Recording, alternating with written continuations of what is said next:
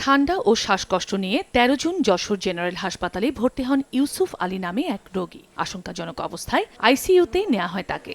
পরে পরীক্ষায় corona positive আসে। বুধবার মধ্যরাতে আইসিইউতে চিকিৎসাধীন অবস্থায় মারা যান তিনি। এর আগে এদিন সকালে আইসিইউতে চিকিৎসাধীন অবস্থায় করোনায় আক্রান্ত হয়ে শেখ আমিন নামে আরও একজনের মৃত্যু হয়।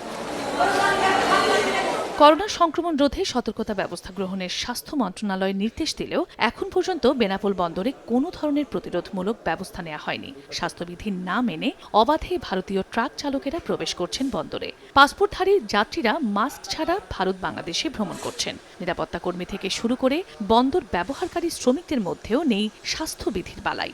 এতে বাড়ছে দ্রুত সংক্রমণ ছড়িয়ে পড়ার শঙ্কা।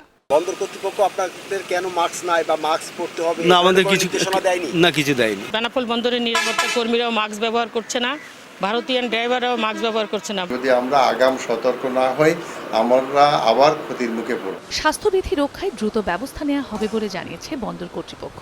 আর ইমিগ্রেশন স্বাস্থ্য বিভাগ বলছে, এখন পর্যন্ত কোনো করোনা আক্রান্ত ধরা পড়েনি। আমাদের এখানে কোনো লক্ষণ নিয়ে কোনো যাত্রী আগমন ঘটেনি। আর এটা যদি ঘটে তাহলে আমরা উপজেলা হেলথ কমপ্লেক্সে আইসোলেশন ব্যবস্থা আছে, সেখানে আমরা রেফার।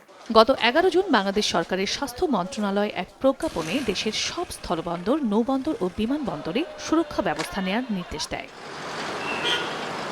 চন্দ্র বিশ্বাস, ববি, সময় সংবাদ।